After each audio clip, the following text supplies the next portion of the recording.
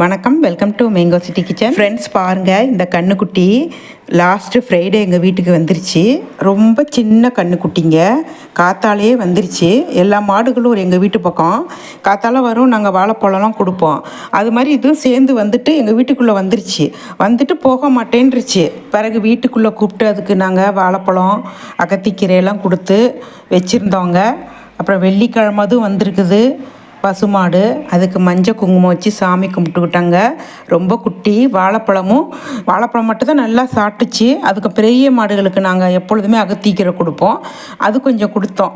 அது அப்படியே சாப்பிட்டுக்கிட்டே இருந்துச்சு, பொறுமையாக சாப்பிட்டுக்கிட்டே இருந்துச்சு. சின்ன குட்டி தானேங்க, அதனால் டக்குன்னு அதெல்லாம் சாப்பிட முடியல. ரொம்ப நாளைக்கு சாப்பிட்டுட்டு எங்கள் வீட்டிலே தான் இருந்துச்சு. அது நானும் போகும்னு பார்த்தேன், போகவே இல்லைங்க. அப்புறம் பாருங்கள், பிஸ்கட் கொடுத்தோம். பிஸ்கட்லாம் சாப்பிட்டுச்சு ஆசையாக.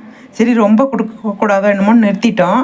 அப்புறம் பெரிய மாடுங்கள்லாம் வந்துச்சு, அதுங்களுக்கெல்லாம் அகத்திக்கீரை கொடுத்துட்டு இதுவும் கொஞ்சம் அப்படியே சாப்பிட்டுக்கிட்டே ரொம்ப நாள் இருந்துச்சு. அப்புறம் எங்களுக்கு டைம் ஆகிடுச்சு, வேலையை போய் பார்ப்போன்ட்டு கேட்டை நல்லா சாத்திட்டு அது பாட்டுக்கு சேவனின்னு உட்காந்துச்சிங்க. நாங்கள் வேலை பார்க்க போயிட்டோம்.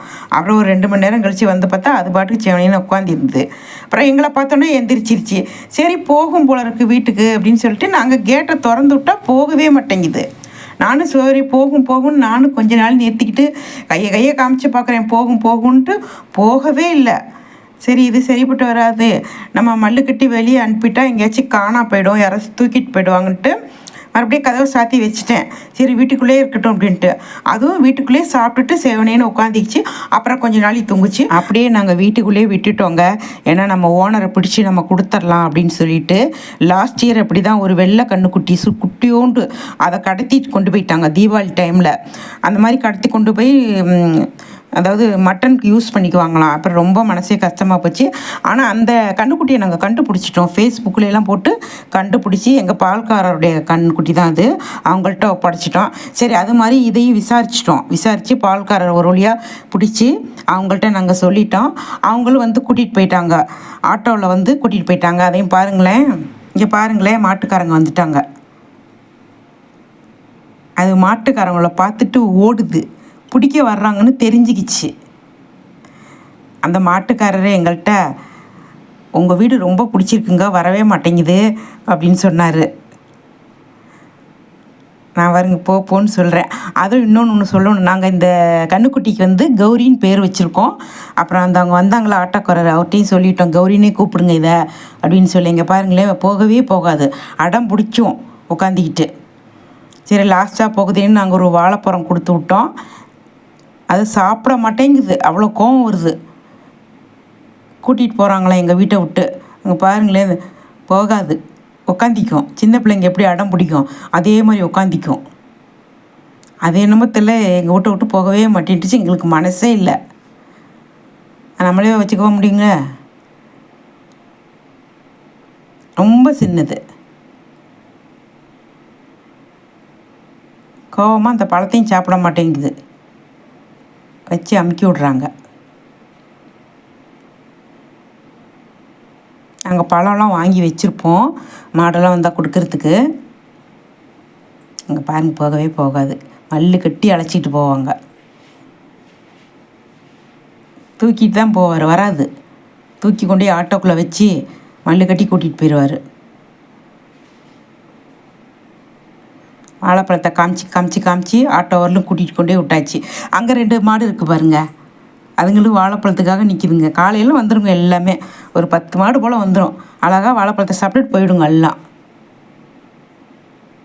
அது ஒரு புண்ணியம் தானேங்க.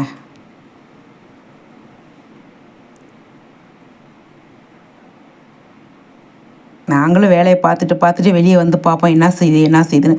சின்ன பிள்ளை மாதிரி அழகாக படுத்து தூங்குது. அப்புறம் முழிச்சிக்குது, நாங்கள் போனோன்னா பார்த்தோன்னா முழிச்சிக்குது. அது எங்கள் பாப்பாவுக்கு வேறு பிடிக்கும், கண்ணுக்குட்டின்னா ரொம்ப பிடிக்கும் அவளுக்கு.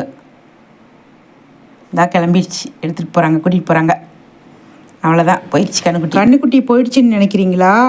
மறுநாள் வந்துருச்சு. மறுநாள் காத்தால எல்லா மாடுகளோட சேர்ந்து இதுவும் வந்துருச்சு. நாங்கள் மறுநாள் சனிக்கிழமை சமயபுரம் ஸ்ரீரங்கம் போக காத்தால திருச்சிக்கு கிளம்பிட்டு இருக்கோம். அப்புறம் நாங்கள் எல்லா மாடுகளுக்கும் இந்த கண்ணுக்குட்டிக்கும் சேர்த்து வாழைப்பழம்லாம் கொடுத்துட்டு நாங்கள் கிளம்பிட்டோம். திருச்சியிலேருந்து ஒரு 7 o'clock தான் வந்தோம். வந்து பார்த்தா எல்லா மாடுகளோட இதுவும் சேர்ந்து வந்து நின்றுக்கிட்டு இருக்குதுங்க. சாயந்தரமும் மாடுக வந்துச்சுன்னா நாங்கள் வாழைப்பழம் கொடுப்போம். அதுபோல் வாழைப்பழம் கொடுத்துட்டா போகுன்னு பார்த்தா போகவே இல்லை. பெரிய மாடெல்லாம் போயிடுச்சு. இந்த சின்ன மாடு மட்டும் போகாமல் குட்டி மாடு எங்கள் வீட்லேயே நின்றுக்குச்சு. நைட் ஆக ஆரம்பிச்சிருச்சு, இருட்டிக்கிட்டு இருக்கு. அப்புறம் எங்களுக்கு வெளியே விடுறதுக்கு மனசே இல்லை தனியாக. அப்புறம் நாயெல்லாம் இங்கே சுற்றிக்கிட்டே இருக்கும், கடிச்சிட்டா என்ன பண்ணுறதுன்ட்டு மறுபடியும் சனிக்கிழமை நைட்டு ஃபுல்லாக எங்கள் வீட்டிலே தான் இருந்துச்சு.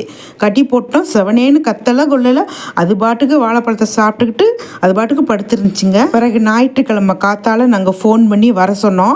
வந்து கூட்டிகிட்டு போயிட்டாங்க மாட்டுக்காரவங்க.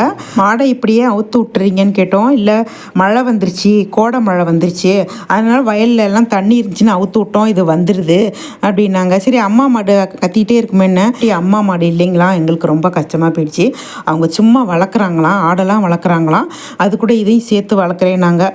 அப்புறம் நாங்கள் நீங்கள் கூட்டிகிட்டு போயிடுங்க, பத்திரமா வச்சுக்கோங்க, இனிமேல் விடாதீங்கன்னு சொல்லி தான் அனுப்பி விட்டோம். அப்புறம் அவங்க அழைச்சிட்டு போயிட்டாங்க ஞாயிற்றுக்கிழமை. அப்புறம் எங்களுக்கு ஒரே திருப்தியாக போயிடுச்சு. பத்திரமா பார்த்துக்கோங்க, இனிமேல் வெளியே விடாதீங்க அப்படின்னு நாங்கள் சொல்லி அனுப்பி விட்டோம்.